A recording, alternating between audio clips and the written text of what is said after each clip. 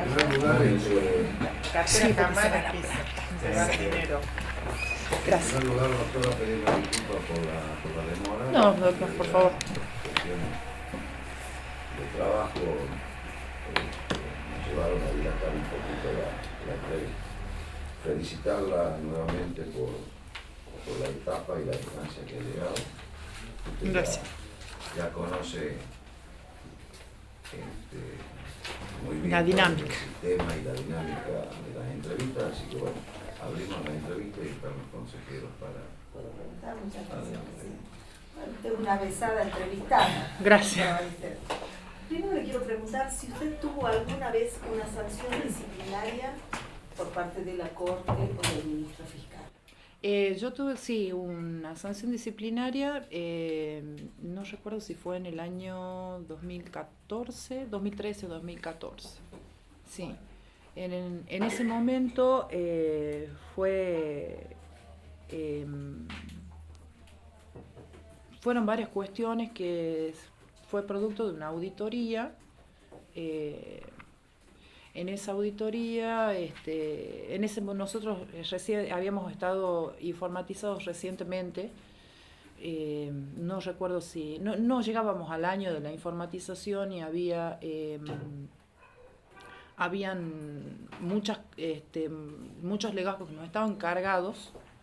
Nosotros nos informatizaron, si no me equivoco la fecha, fue un 5 de agosto del 2012 y esto creo que fue principio del 2013. En ese momento se pidieron informes, pero en estos informes, por ejemplo, surgía que en una medida de instrucción había comparecido mi ayudante de defensor. Pero no estaban, en ese momento la funcionaria que yo tenía no llevaba adecuadamente el exocto. Entonces no surgía del sistema de que yo, por ejemplo, en ese horario estaba en otra medida que era en Cámara de Apelaciones, en Cámara Penal. En ese momento teníamos una actividad muy intensa con juicios orales, entonces me resultaba imposible estar en dos lugares al mismo tiempo. Entonces, todo lo que era las medidas, pruebas de reconocimiento, declaraciones de imputado, necesariamente tenía que delegarlo en mi ayudante defensor y yo comparecía a las audiencias de juicio oral. ¿Pero eso está permitido? Sí. Lo que pasa es que, como le explicaba, doctora, lo que no surgía justamente era eso de dónde estaba yo en mi sistema informático, porque en ese momento yo tenía una prosecretaria que era Lega, que no manejaba el sistema informático. Ella llevaba un cuaderno con los ingresos de las cédulas y se continuaba haciendo el trabajo manual, pero era un registro informal que ella no manejaba la parte informática, pero sí cuando yo contesté, sí contesté y acredité con las actas de los debates orales que en ese día, en ese horario, yo estaba en juicios orales. Después otra situación es que yo estaba cursando mi maestría y la inasistencia que me computaron las auditoras eran inasistencia los días sábados y domingos. Como se pedía, las licencias se la pedía por el día sábado, yo la pedía, porque era viernes y sábado, entonces yo la pedía por una cuestión de turno, como avisándole a la Corte que yo no me encontraba en la provincia. Entonces, cuando ellos hacen el cómputo final, computaron los días de inasistencia al despacho días sábados. Que eso se explicó ahí. Ese es más o menos yo acepté, digamos, la superintendencia de la Corte y bueno, la Corte eso es lo que decidió, y más allá de que yo hice mi descargo y acredité de que yo en esos momentos no estaba en esa medida porque estaba justamente en un debate oral con el acta del debate oral. Doctor. Sí, permiso, presidente. Sí. ¿Cómo le va, doctora? Sí. Le saco el tema. Hemos quedado un poco impresionados todos. El poder que implica el desempeño de la solución jurisdiccional, ¿con qué virtudes debe ejercerse? Sí, nosotros tenemos que destacar varias virtudes. En primer lugar, la honestidad, la transparencia. En segundo lugar, la proactividad. Es una tarea que debe realizarse con muchísima responsabilidad, doctor, porque cada decisión que uno toma la tiene que tomar con muchísima responsabilidad. Desde lo más mínimo, le voy a dar un ejemplo. Una medida que no pueda resultar tan gravosa como una prisión preventiva, pero sí una detención o un allanamiento, por ejemplo. Me parece que son situaciones que uno tiene que encararlas con muchísima responsabilidad al momento de tomar la decisión. Aparte de lo que hace a estas virtudes personales desde lo subjetivo del juez, sí creo, como hablábamos en la entrevista anterior, tiene que haber mucha proactividad por parte del magistrado, tiene que asumir un liderazgo en las audiencias. ¿A qué me refiero con liderazgo? La figura del juez es una figura que debe generar en las partes, en el proceso, no solo el respeto desde lo personal, desde lo profesional, sino también la confianza en cuanto a que el magistrado va a realizar bien su trabajo. Cuando las partes sienten esa confianza de que hay una persona que va a garantizar que el proceso tome su cauce adecuado, tiene un resultado totalmente distinto a la que puede tener un magistrado que no tiene tanta proactividad, que por ahí no toma la intervención adecuada cuando la discusión va por carriles que no son sobre los que debe centrarse la discusión y justamente esta bilateralidad.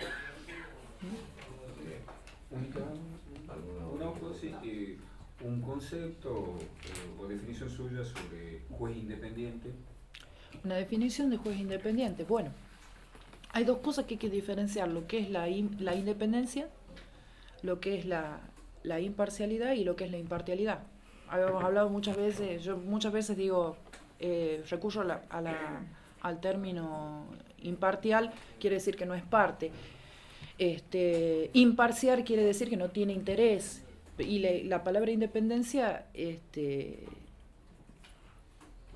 una palabra mucho más profunda y que hace a la esencia misma de la función que uno va a cumplir.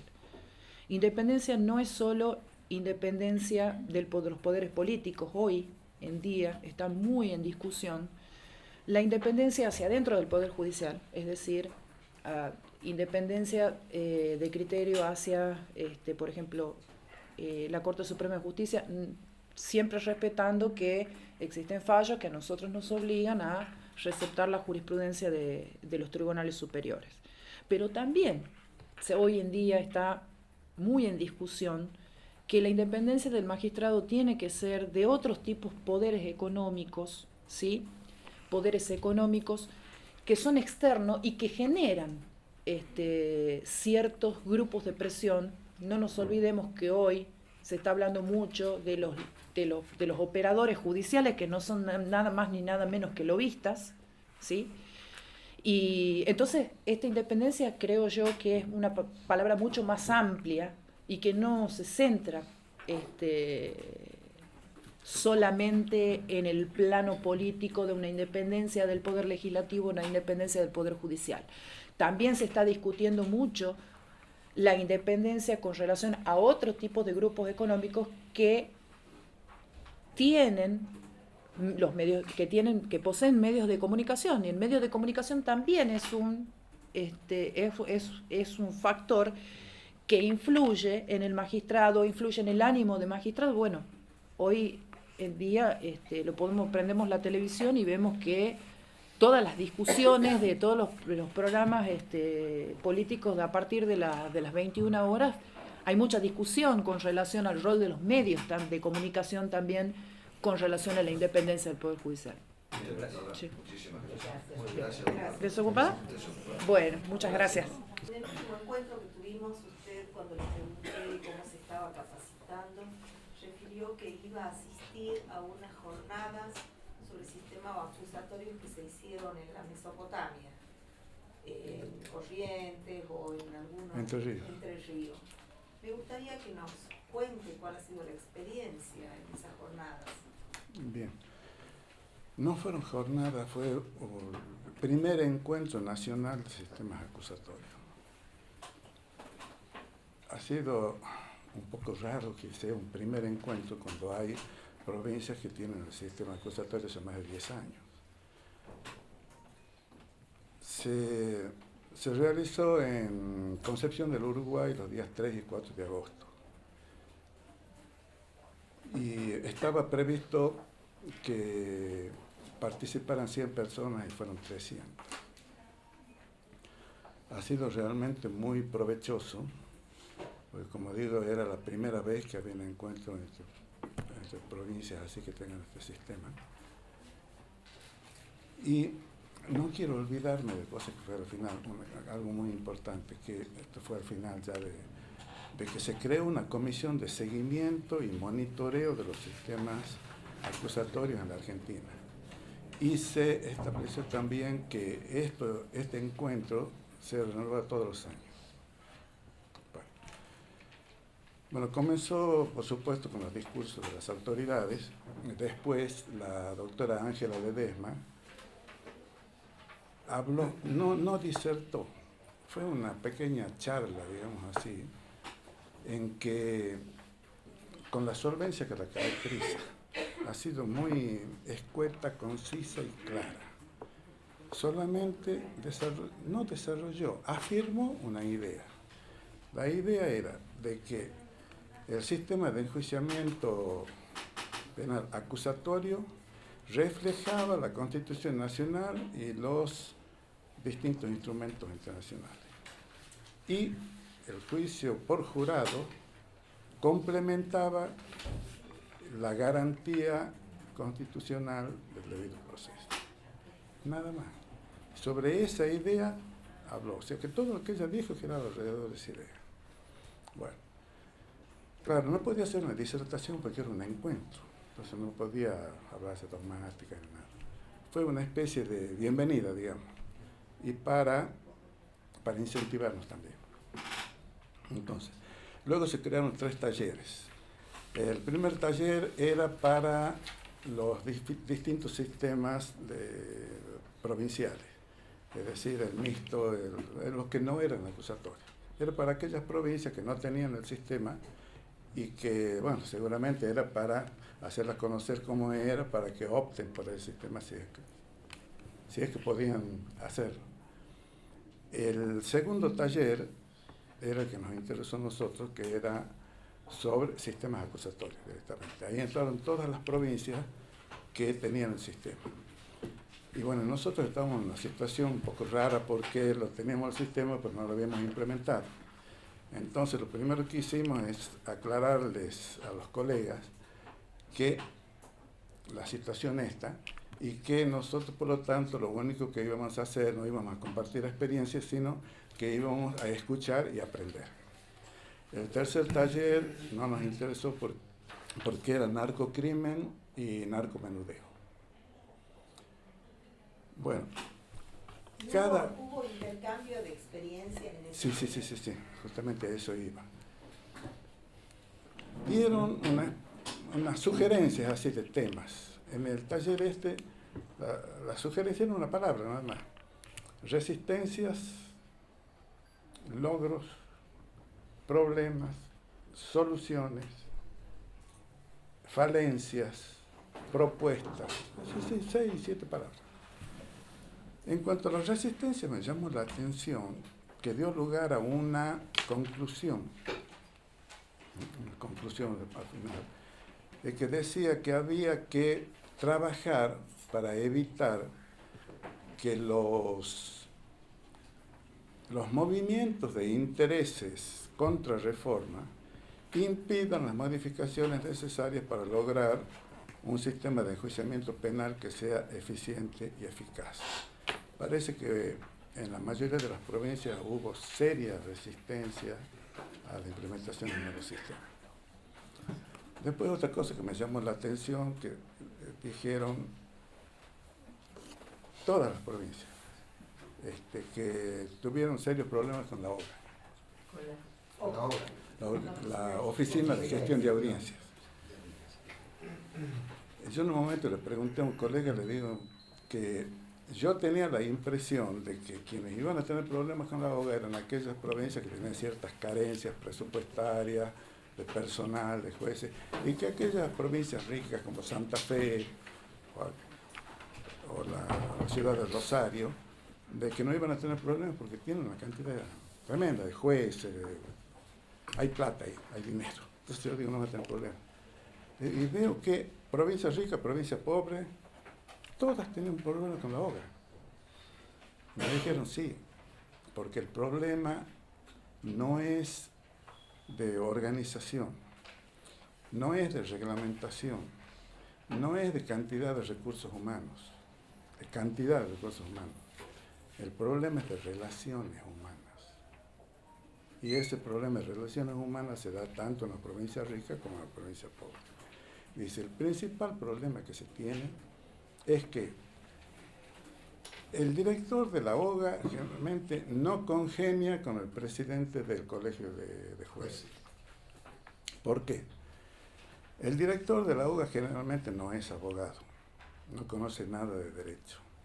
Entonces, él quiere lo cuantitativo, quiere realizar la mayor cantidad de audiencias posible en el día. Entonces, los jueces dicen, no, hay que ir a lo cualitativo. ¿Por qué? Porque no es lo mismo una audiencia de prisión preventiva, que uno tiene un tipo detenido privado de la libertad, que una audiencia de prueba, por ejemplo, de selección de prueba. Y también están las audiencias que vienen urgentes, por ejemplo, en habeas corpus. Esas jornadas creo que fueron organizadas por la FAM, Federación Argentina de Magistrados, y bueno, es de alguna manera como los magistrados ven a la OGA, ¿no? Porque por supuesto un magistrado que está muy acostumbrado a manejar sus tiempos, de repente que se vea que una oficina de gestión administrativa le maneje sus horarios, poco por ahí choca un poco con eso, ¿no? Entonces la idea un poco también era aceitar las relaciones entre ese colegio de jueces, que estaba muy acostumbrado a manejar sus propios horarios, con la oficina de gestión. Perdón, me parece bien, Sí. Mire, a esta situación que usted está planteando. Con respecto a qué, a lo que podría darse acá, Vínculo Al del colegio vínculo, de o sea, jueces ¿cómo y la se OGA. soluciona? Porque usted dice que es la misma situación en todas las provincias. claro. ¿Qué idea tenemos como para justamente... Bueno, la idea que yo tengo es que algunos dicen tiene que ser abogado, el director de la OGA. Entonces dicen, el abogado no sabe nada de organización, de administración. Otros dicen que es un ingeniero. Pues dice, bueno, el ingeniero no sabe nada de derechos procesales, no distingue la diferencia entre una audiencia importante y otra no, una audiencia larga, otra corta, una audiencia urgente, como por ejemplo en habeas corpus, no lo distingue. No puede calcular muy bien cuánto dura las audiencias, entonces dice, bueno, 6 audiencias por día y no alcanza con eso. Y ahí vienen los choques. Ahora, yo creo que no es necesario que el director de la OGA sea abogado. Yo digo, tiene que ser, para eso están los concursos, porque dicen, no podemos poner un abogado que no sabe nada de administración. No, llame a concurso. Y en el concurso, que sea muy estricto, tomado por gente que sepa mucho de administración y de derecho procesal. Entonces, que la persona demuestre que sabe organizar, sabe distribuir recursos, y también sabe de derecho procesal. ¿Cómo lo adquirió el conocimiento? No sé, será un ex estudiante o habrá sido inquieto, habrá leído derecho procesal, pero si el hombre viene, o la mujer, viene y me demuestra que sabe organización, que sabe administración de recursos, que sabe derecho procesal, que sabe distinguir la importancia de determinadas audiencias, y bueno, eso puede ser el director de la obra. Es decir, no es necesario pedir títulos. Competencias sería. Más que nada. Claro. Doctor, Le pregunto, el poder que implica el desempeño de la función jurisdiccional, ¿con qué virtudes debe ejercerse, doctor? Bueno, la virtud esencial que me hace que debe tener el juez es acercarse más a la gente, mirar más a la gente, especialmente con este sistema que se da más eso, es decir, que ya salir de lo que reclamaba Binder, del juez que está detrás de un montón de expedientes y todo, que no recibe nadie, por ahí recibe a alguien, de un juez que esté en contacto con la gente. Y eso se lo facilitan las audiencias. Y por supuesto, también tener siempre presente todo lo que se ha avanzado en materia de derechos humanos. En cuanto hay que mirarlo de otra forma al imputado, pero también a la víctima. Y también hay que tener muy en cuenta las cuestiones de género, lo de los menores. Bueno, como digo, en resumen sería el juez tiene que estar más cerca de la gente. Yo le hago una consulta, doctor. ¿Y cómo trabajaría con otros poderes del Estado? En cuanto al sistema de En cuanto al sistema, porque justamente está concursando usted, ¿no es cierto?, para la Cámara Penal. Y bueno, uno de los poderes que tiene que ver con la seguridad, con la policía. Claro. Lo que yo propiciaría en estos casos es la creación de la policía judicial. Porque cuando interviene la policía provincial, pueden armar fácilmente causas. Le digo, he tenido la experiencia. A mí me vinieron causas armadas. Entonces, bueno, como ya tengo muchos años, ¿no?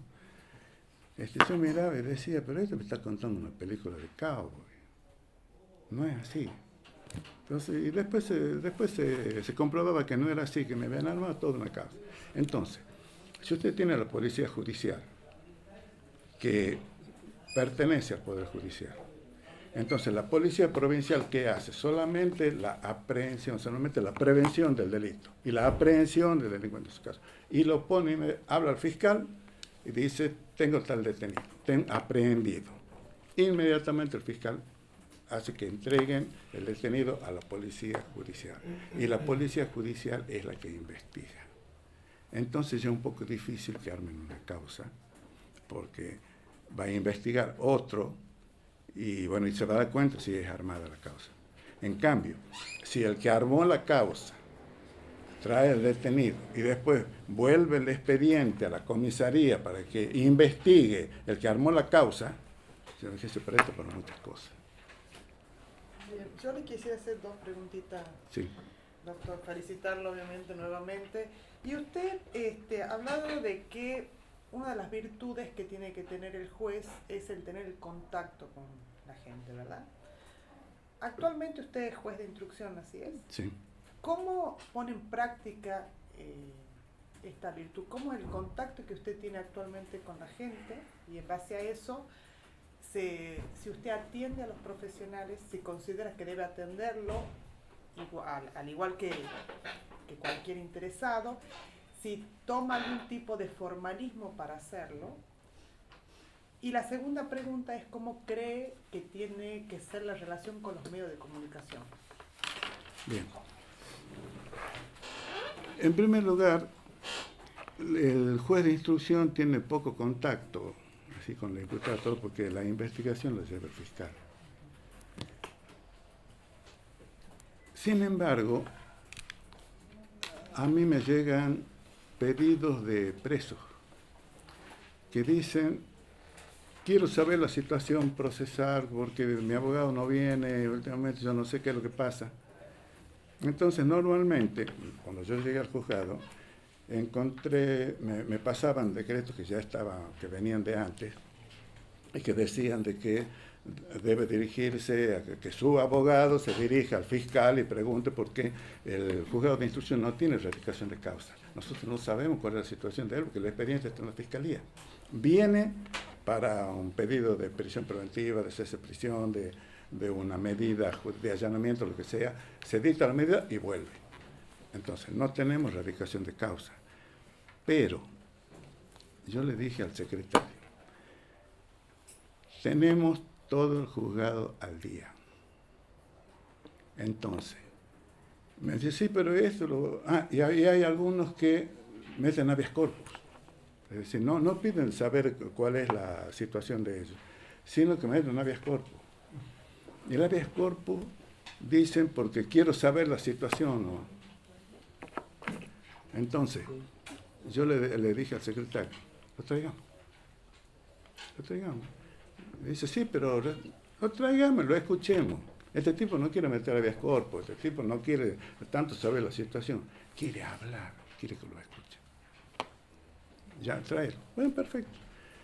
Y ha demostrado mi secretario tener una calidad bárbara para atenderlo.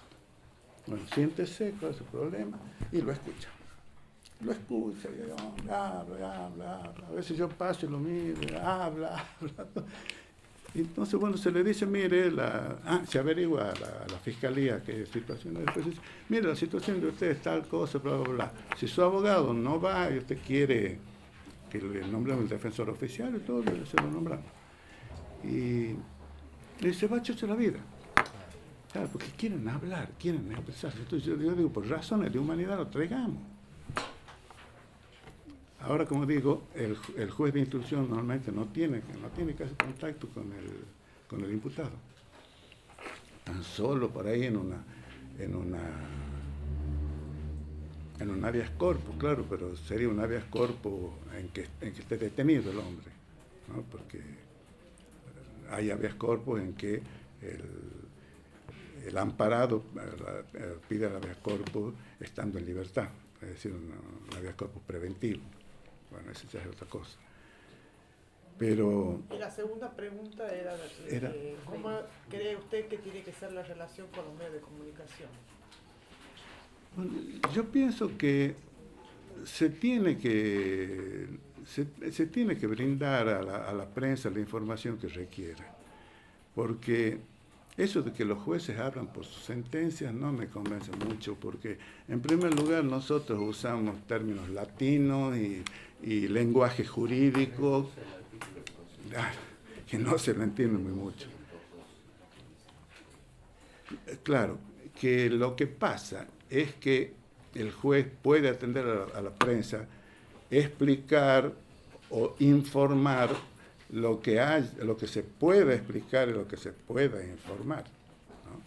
Porque también el artículo 312, 313, creo que dice que las causas son secretas, digamos, únicamente para las partes se puede. Claro. Entonces hay que ver cómo uno concilia eso. Claro, cómo uno concilia. ¿Y qué pasa? Los periodistas le hacen muchas preguntas que... ¿Y usted qué haría? Están hablando de que el fiscal es tal cosa. ¿Y usted qué haría? No, yo no puedo decir lo que haría, yo no soy fiscal. Y así siempre tratan de hacerlo al juez que prejuzgue o que dé una opinión que no la tiene que dar. Entonces, habría que cuidarse de eso. Muchas gracias. Gracias. Bueno, a ver, doctor, una pregunta. ¿Yo puedo hacer una pregunta? Recién estábamos hablando de los medios de comunicación. ¿Cómo se informa usted, doctor? ¿Cómo me informo? Sí, de la realidad, de lo que pasa. Y a través de mi celular, por el internet, por el WhatsApp, porque en realidad poco estoy en mi casa, digamos. Así que la información que más obtengo es a través del internet, por mi celular, digamos. Y bueno, la información de la prensa a la noche cuando llego a mi casa, pero la mayor información, ya sea de información de la política, de la economía, bueno, digamos de los concursos también, fallos judiciales, todo a través del CAM, y además yo estoy inscripto en varias, digamos, revistas jurídicas, no solamente jurídicas, por ahí también revistas sociológicas, todo que me mandan información, y bueno, me voy informando día a día en base al, le reitero, al internet, doctor. Dentro de la misma pregunta, ¿es necesario tener información no jurídica, sino la información de la realidad, de las cosas que vemos los ciudadanos comunes? Sí, hay que para tener. la profesión? Sí, porque el derecho es un. Yo he sido ayudante de cátedra en introducción al derecho. El derecho es un fenómeno jurídico, multidisciplinario, es decir, es un complejo de normas donde está la parte jurídica, pero también está la filosofía, que hay un dinamismo con la filosofía, la sociología, la historia. Hay que conocer otras ramas del derecho, no solamente el derecho, otras ramas de la ciencia social. Es muy importante instruirse, hasta ahí es importante saber idioma también, instruirse, porque yo creo que al instruirse uno mejora y pasa a ser no un homo juridicus, como decía un autor, sino una persona más preparada en diversas ramas digamos, del derecho. Y ayuda también a dictar una mejor sentencia. Doctor, Sí, perdón, sí. Disculpe, doctor. Las recientes leyes sancionadas por la legislatura referidas al nuevo sistema procesal penal que se va a poner en vigencia en la provincia, habla del juez profesional y del jurado de enjuiciamiento. ¿Qué opina usted de los juicios por jurado? ¿Estamos preparados? Yo estoy de acuerdo con el juicio por jurado. Eso siempre he tenido ese criterio y creo que haberle dicho al doctor Julio una vez que trajo una jornada importante en la legislatura, que vinieron gente de Buenos Aires. Yo estoy de acuerdo con el juicio por jurado. Ahora, ¿Qué modelo? digamos, el escabinado me parece que el que se adecuaría más a nuestra idiosincrasia, porque tendría que estar la gente, el jurado popular, pero tendría que haber un juez profesional para guiar, Claro. Aconsejar a personas que de derecho capaz que no saben, pero obviamente leen la realidad y capaz que leen la realidad mejor que un mismo juez, porque todos somos seres humanos. Seguro que leen la realidad. Por eso todos somos seres humanos y... son pares jugando pares, digamos. Exactamente. Gracias. Yo una preguntita, bien. si se puede, si me permite.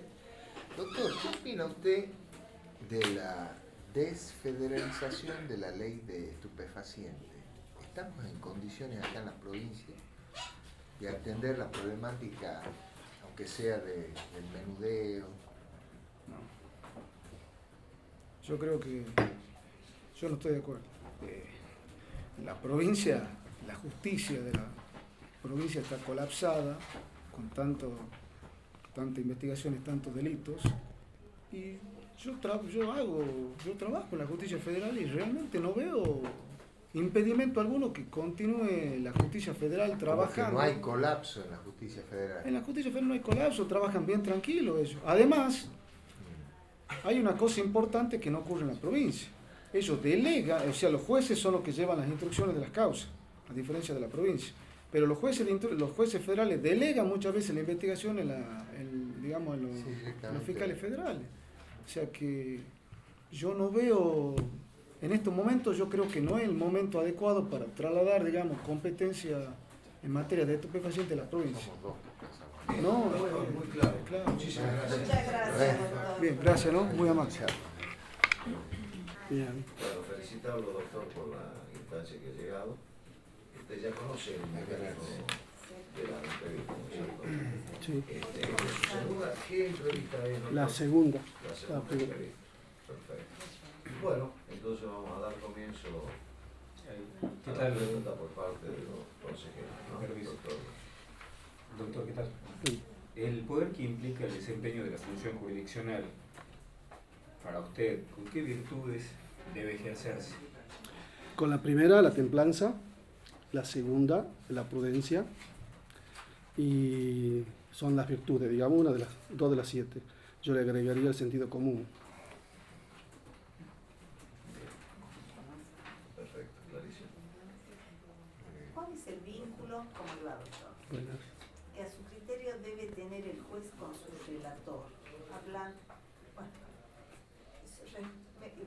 Puntualmente me me interesa saber qué opina usted sobre la delegabilidad de funciones.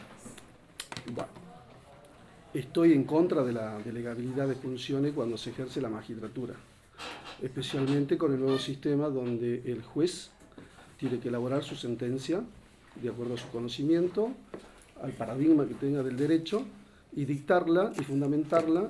En el nuevo sistema sería oralmente, lo cual para mí es una imposibilidad práctica delegar funciones en el nuevo sistema. Con respecto a los relatores, que es del viejo sistema, digamos, estoy totalmente de acuerdo, porque el relator hace la resolución, no tiene responsabilidad, el juez sí, porque es el que la firma, pero a lo mejor no hay coincidencia más allá de los lineamientos que se supone que el juez le da al relator. ¿Y en su perfil de juez delegaría funciones en los actuarios? Jurisdiccionales, obviamente que no.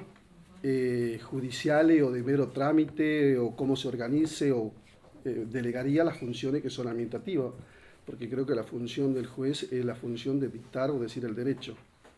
En ese aspecto, en lo otro sí delegaría funciones, porque tiene que haber un equipo donde alguien dirija, más allá de que creo que tiene que haber una horizontalidad, siempre y cuando tiene que haber un respeto entre todos los que forman el equipo. Muchas gracias. Doctor, yo le voy a hacer una pregunta, pero antes de hacerle la pregunta, quiero decirle de que no se sienta inducido de ninguna manera por la posición que cada uno de los consejeros pueda llegar a tener. En este sentido, quiero decirle de que de los consejeros que estamos, hay muchos que opinan a favor y otros que opinan en contra. Esto quiero decirle para que usted tenga la objetividad absoluta de dar su posición. Mi pregunta es algo que está en tratamiento, o que estuvo en tratamiento, pero que naturalmente va a continuar, no tengo la menor duda. Pero ¿qué opinión le merece? Y muy sintéticamente y muy objetivo. ¿Qué opina de la despenalización del aborto? Estoy de acuerdo. ¿Está de acuerdo? Estoy de acuerdo, sin perjuicio de que no haría falta, ya que los juristas, los operadores de derecho contamos con el 86 inciso 2 y con el fallo FAL, que no haría falta la despenalización, la que se quiso llevar adelante se frustró. Sé que el nuevo código, el proyecto de código lo quiso introducir, sé que también se la sacó por una cuestión de que si se la introduce va a fracasar como el proyecto que fracasó hace unos años. Y siguiendo a varios juristas sin dar nombre para que no sea direccionada la respuesta, introducir ese tema en una reforma, en un proyecto actual o futuro del Código Penal va a ser muy complicado. Pero sí, yo estoy de acuerdo con que se despenalice el aborto. Bueno, doctor, muchas gracias. ¿Ninguna otra pregunta? No. Gracias, doctor. Hasta luego, gracias, hasta luego. ¿Primera entrevista? No. Tercera. Tercera entrevista. Sí. Bueno, entonces ya conoce la mecánica. Sí, pero nunca se pierden los nervios. No se van nunca los nervios. Así es, nunca, hasta la última materia. Eso después uno sigue soñando. Es verdad. Se pone nerviosa en los sueños. Es cierto. Bueno, dejamos abierta entonces. Doctora, La doctora Grimel. ¿qué opina usted de la delegabilidad de funciones del juez respecto de los relatores en el nuevo sistema? Bueno, en realidad me parece que el juez no debería delegar. Es una función muy personal, ¿no? De hacer las sentencias y no me parece que corresponde que delegue. Sí, es algo muy, digamos, concienzudo su tarea en cuanto... Además, va a ser, digamos, oral todo, o sea, propendemos a la oralidad, y todo eso tiene un dinamismo particular y especial que no se compadece con una delegación, digamos. Y esto nos impone un plus a los magistrados, el nuevo sistema, en la oralidad de los fundamentos. Sí, bueno, hay que estar preparado hay que estar preparado y me parece correcto, porque como dice el refrán, el mar calmo nunca ha hecho un marinero experto. Así que bueno. Muchas gracias. Bien, gracias, doctor Blanc. ¿Qué tal, doctor? Una ¿Cómo le va? definición sobre juez independiente. Una definición sobre el juez independiente. Bueno, el juez independiente es un juez de la Constitución. Es un juez, porque en el preámbulo, sobre todo de la Constitución, que marca una política, marca la política criminal, el preámbulo de la Constitución cuando dice que los habitantes del pueblo de la Nación Argentina, ¿verdad?, reunidos en el Congreso General Constituyente, tienen la función de afianzar la justicia y promover la libertad.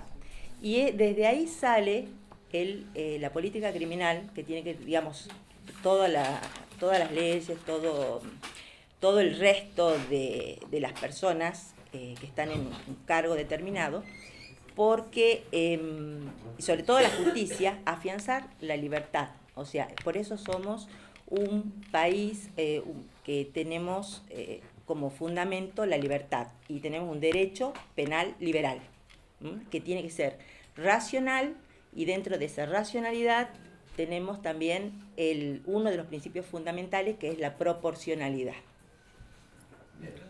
Doctora, ¿qué tal? En función de lo que usted está diciendo, ¿qué opinión le merece lo que estamos viviendo los argentinos de las prisiones preventivas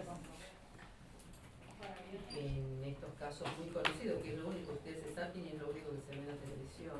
Esa es una pregunta. Y la otra, ¿qué opinión tiene usted sobre esta cuestión de querer banalizar a los jueces garantistas? Porque también se hablaba mucho de este juez garantista, de acuerdo a la definición que usted acaba de dar. Bueno, es muy interesante la pregunta, porque hay una gran confusión dentro de la sociedad. Una cuestión es la prevención policial, que está antes que llegue una cuestión a resolverse en la justicia, ¿verdad?, luego de un proceso llevado a cabo de manera correcta, conforme a la Constitución. Y esa parte de la prevención policial no le compete a los jueces.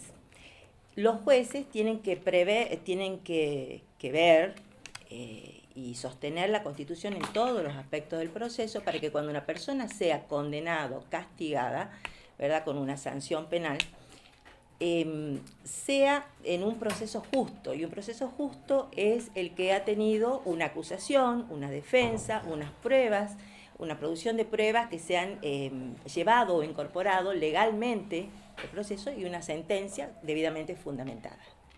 Entonces, por eso digo, o sea, hay un desconocimiento por parte de la sociedad de las competencias que les corresponde a cada uno. Por un lado está la parte administrativa, que es la policía, que tiene la facultad, digamos, de prevenir, y tenemos por otro lado la función de los jueces, que es juzgar un caso que ya ha sucedido.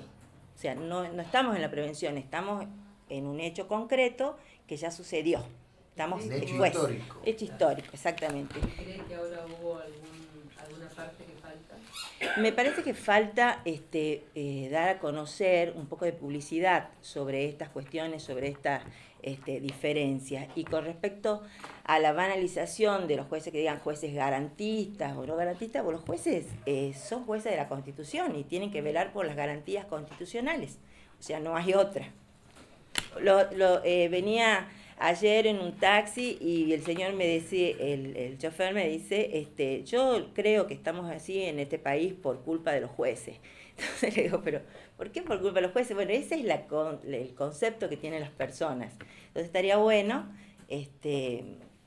digamos, difundir o explicar que ya no estamos en un proceso penal inquisitivo, ya hemos cambiado hace muchos años, y quizás las personas se confunden porque ven la actuación de los jueces federales, ¿verdad?, que ellos llevan a cabo la investigación y dicen, bueno, el juez hizo tal cosa o fue a hacer un allanamiento, pidió un allanamiento. Entonces están confundidos con la labor propiamente dicha, que es de un sistema acusatorio, y la función, digamos, que tiene que ser imparcial e imparcial.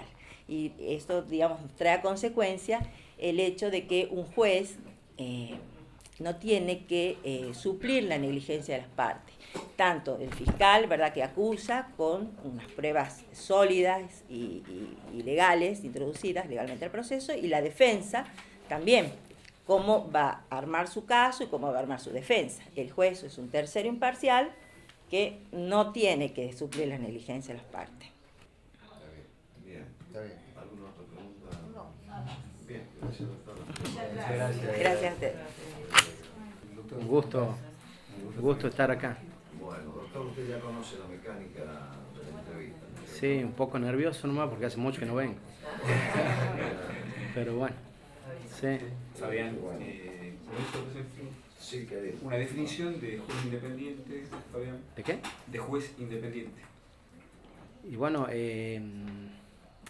yo te podría decir de que estoy en la escuela judicial y hice digamos, un módulo con el doctor Vigo, en la cual él nos enseñó el código iberoamericano, el código modelo iberoamericano, y por otro lado el código de Santa Fe, que está vigente, que él es su autor, en la cual nos dio varias clases de cómo tiene que ser un juez y los principios que tiene que aplicar un juez, en las cuales está la independencia, la imparcialidad, la imparcialidad, la honestidad, la prudencia, en la cual no dejarse influenciar por cierta diríamos así, influencias de carácter público, privado, no recibir cortesías de nadie. Las cortesías que el doctor Vigo decía que se pueden recibir son cortesías de carácter moral, o sea, para el juzgado, para colgar un cuadro, pero no directamente un beneficio económico para el juez. O sea, para mí la independencia es muy importante desde el punto de vista del juez porque hace a la prudencia y a la buena función judicial. Como decía el doctor Vigo, hay que lograr buenos jueces. Y los buenos jueces se logran en base a la reunión de todos esos principios que le estoy manifestando. Ahora, lamentablemente en Tucumán todavía no tenemos un código de ética judicial. Doctor, ¿dónde vive usted? Yo vivo en Montero. En Montero. Trabajo en Concepción como ayudante fiscal. O sea que vivimos todos en comunidades Sí, pequeñas. sí. ¿Qué impacto tienen todos estos principios que son sumamente importantes y creo que todos en esta mesa los compartimos en la vida privada de cada uno de nosotros en una comunidad tan pequeña donde vamos al súper, llevamos los chicos a la escuela, tomamos un café en el bar y después el repositor transita por nuestro juzgado, el esposo de la maestra? ¿Qué opina usted? Y bueno, yo lo que opino, lo que nos ha enseñado el doctor Vigo es en realidad que el juez tiene dos aspectos, diríamos así, en su vida, en las cuales como hombre público y hombre privado. En el aspecto público, por supuesto, tiene que ejercer su función con probidad y con todas las características que tiene que tener un buen juez. Y con respecto al ámbito privado, yo estimo que en realidad, más allá de la amistad que pueda haber, porque todos tenemos amistades, tenemos amigos, tenemos familia, ¿no es cierto? Más allá de la amistad hay que separar, ¿no es cierto?, lo que es ajustado a derecho y no. El doctor Vigo hablaba de justicia y equidad, en la cual decía él de que en la justicia hay que aplicar el derecho, independientemente, como decía usted, de los vínculos que tenga con la persona litigante. Es más, si hay un vínculo sanguíneo o algo, se excusaría, se inhibiría de resolver. No, me refería a lo cotidiano. Sí, porque muchas veces ve a uno en el súper, amigo, o te dicen, mira, tengo un juicio.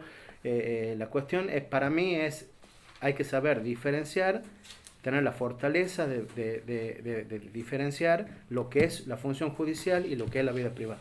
Y por último, hace poco leía el caso de un juez de instrucción en Asunción del Paraguay que fue recusado en una causa por unas fotografías publicadas por este magistrado en su página de Facebook. ¿Qué opina usted de eso? Un magistrado que fue recusado porque publicó en Facebook fotografías con quién. Con una de las partes involucradas. Y yo, uno de los ejemplos que nos daba el doctor Vigo es, no me acuerdo en qué, en Paraguay. En Paraguay.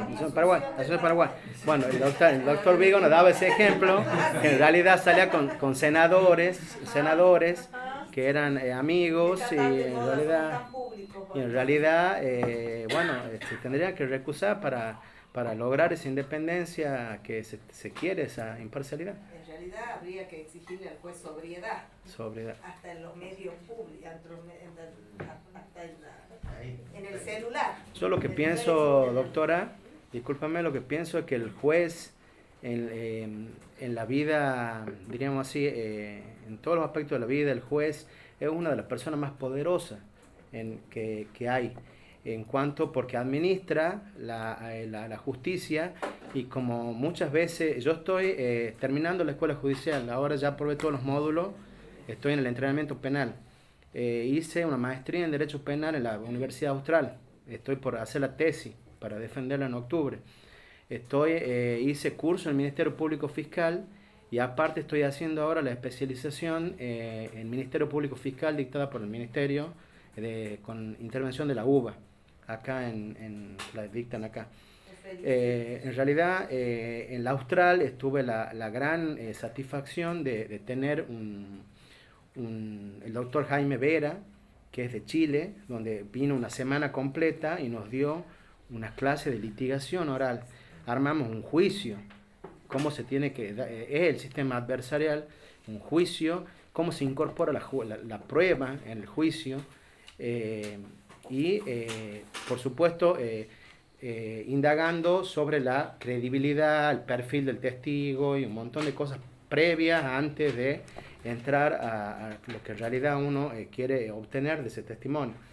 Entonces, aprendí mucho ahí, estoy haciendo ahora he hecho la parte de la defensa, estrategia de defensas penales, que es una especialización de la escuela, y trato por todos los medios de capacitarme, porque en realidad creo que los ciudadanos son los que en realidad legitiman a la justicia, y el juez, lamentablemente, no sé si lamentablemente, pero el juez tiene que tener fuerza, fortaleza para resolver en cuanto sea derecho, aunque su sentencia sea contramayoritaria. ¿Me entiende? Entonces, eso es lo que nosotros aprendimos con el doctor Kevin Lehman y el doctor Fleming, creo que es de un juez federal, que nos dio, en la cual él nos enseñó eso, que la justicia la legitima la ciudadanía, que el ciudadano es el que espera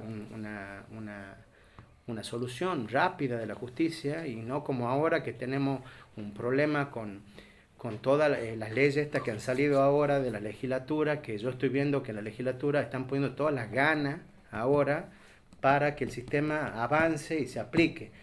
Porque con el sistema ese que salió de liquidación de causas, régimen transitorio de resolución de causas, en las cuales tenemos directiva, que supuestamente la ley se va a promulgar ya en cualquier momento, tenemos directiva y está legislado de cómo tenemos que hacer para...